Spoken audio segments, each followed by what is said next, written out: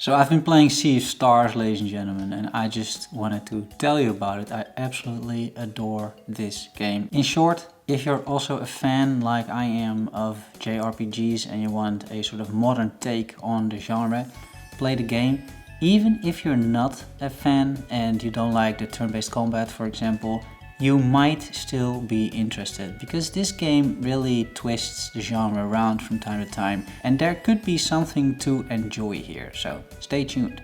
So with that in mind, let's talk a little bit about the story and the overall ambience of the game, what it feels like to play the game.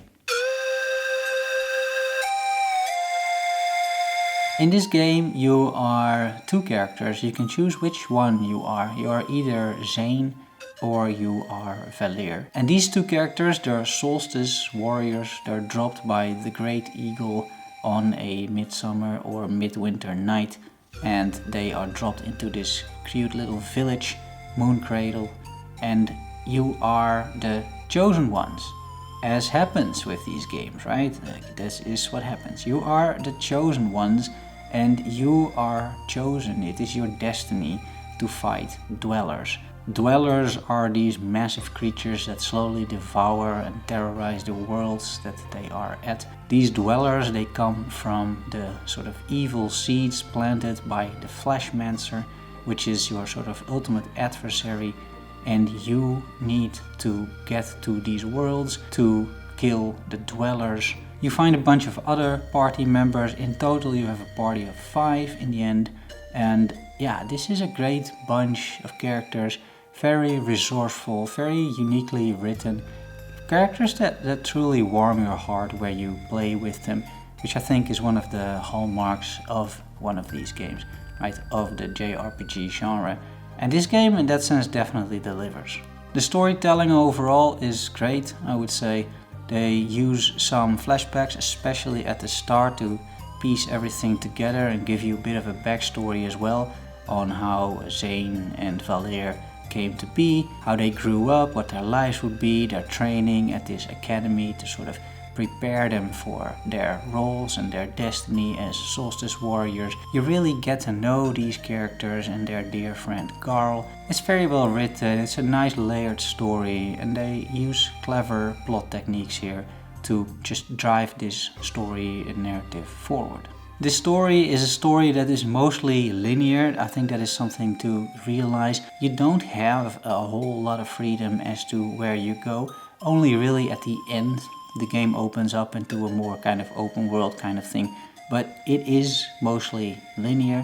This is true for the story as well. Something else that's interesting about the story is that from time to time, it doesn't happen all too often, but from time to time they even use small cutscenes. It is sparingly used, but actually quite effective and sort of brings this additional touch. It sets the scene just a little bit more with these small cutscenes, and I really appreciated that. Talking about the graphics and sound and music a bit, what I thought was quite stunning though was the graphical detail, that despite the pixel art, which is, pixely, you can still really feel the attention to detail, how the worlds are designed, how the levels are designed. It is just immaculate. There's even this small lighting going on, like Zale and Valir and also other party members. They have a specific glow around them, which makes sense because Zale is, imbued by the god of the sun, and Valir is imbued by the goddess of the moon. But you see this reflected against their surroundings, and yeah, once again, not something that you used to see when I played a lot of these sort of pixel art JRPGs. It was just sort of flat graphics. And they've really evolved in that sense, and Sea of Stars just looks beautiful. And I want to make a special shout out to the music department. The music in this game is so incredibly good. It is insanely good.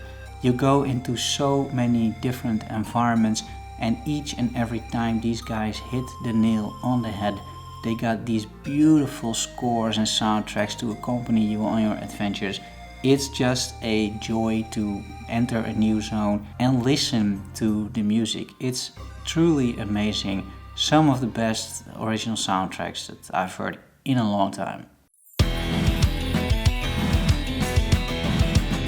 Okay, this section is the mechanics section, and by that I mean sort of the core game mechanics. What are the core game mechanics? How do you play this game? Starting with the combat. Combat is turn-based, which may already put some people off. I get it, but I think you should at least know that yes, it is turn-based, but it is also interactive, meaning that you are expected to do more than just select an attack from a menu.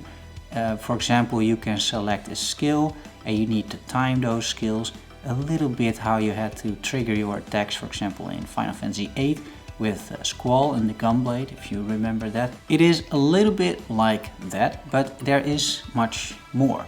You can do timed blocks, you can do timed crits, you can do timed other combinations, for example to turn a single target spell into an AoE spell.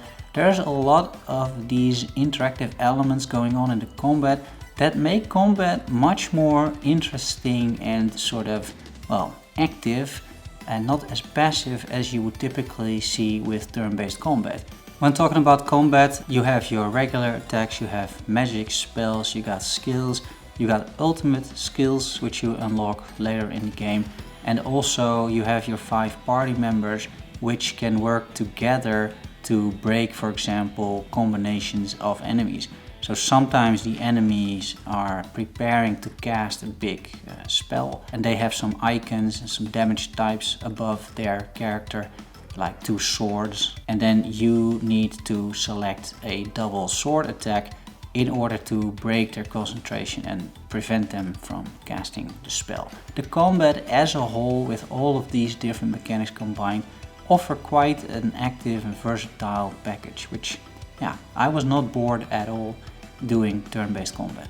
Another core game mechanic, which is core to both the story and also part of particularly puzzle solving, is that you at some point in time are able as Solstice warriors to control the sun and the moon, to control time.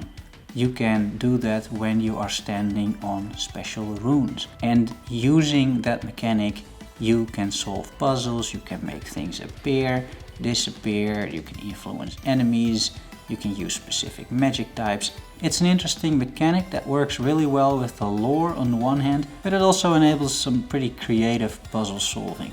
And the last mechanic, although, you know, I'm not sure you should call it a mechanic, but something that is really core to this game and to the level design and the dungeon design, is the verticality in this game.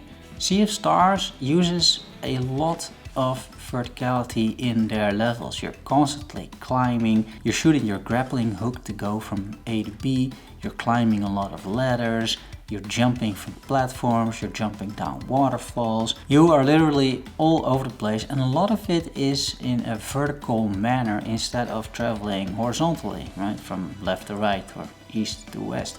And I think that adds quite a bit to the game.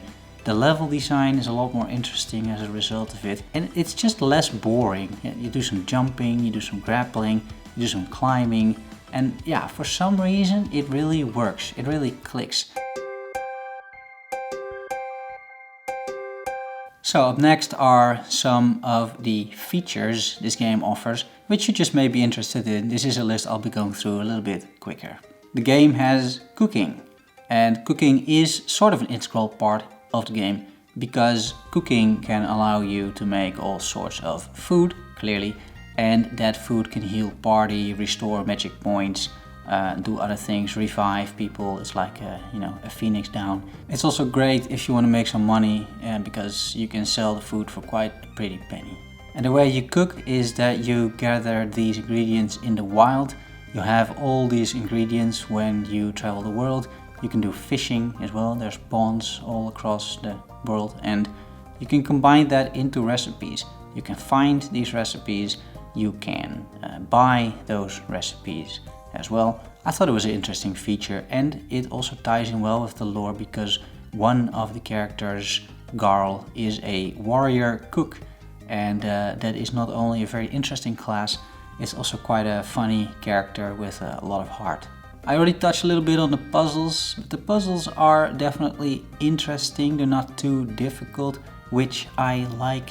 I am coming home from a day of work, typically just like now, and I don't necessarily want to break my head over a bunch of difficult puzzles, because you could argue that is actually my job already.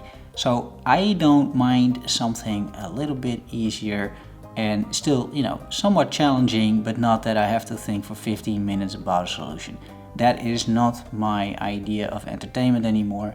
And if you want super specific, challenging puzzles, I don't think this game is gonna give that to you. That is quite different when it comes to the combat and the overall challenge in that sense. This game has a concept or feature called relics. And what relics allow you to do is basically tweak the difficulty.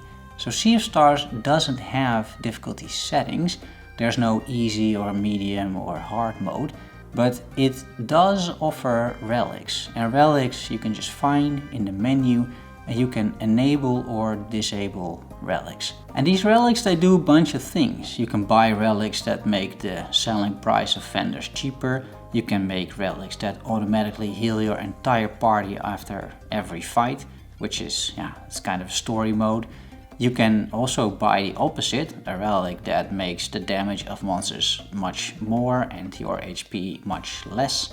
You can have a bunch of relics in between, and all of these relics, they allow you to sort of tweak the game to your heart's content. The game has a wheels minigame, because every JRPG has to have a minigame, right? And this one is wheels. We're not going to get into all the details, but it is a decent minigame, I would say. It takes a little bit to understand, but afterwards not too hard, and it's also interwoven quite nicely again in the story and in the game. You will be happy to hear the game has fishing, and you can use the fish that you catch for food, for cooking. So just putting that out there. And finally, something I want to touch on is the quality of life this game offers. Two things I noticed in that regard. There's a bunch of it, but I just want to highlight two things.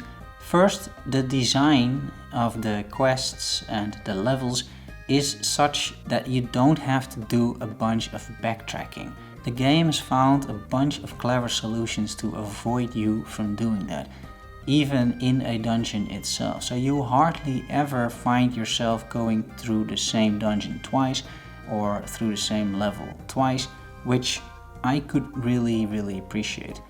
And the second quality of life feature, it's minor, but it kind of just shows how much effort and sort of attention to detail went into this game, is that if you buy an item, which is an upgrade, like a new staff for Valir, for example, the game asks you if you want to equip it, first of all, which you say yes, because why wouldn't you?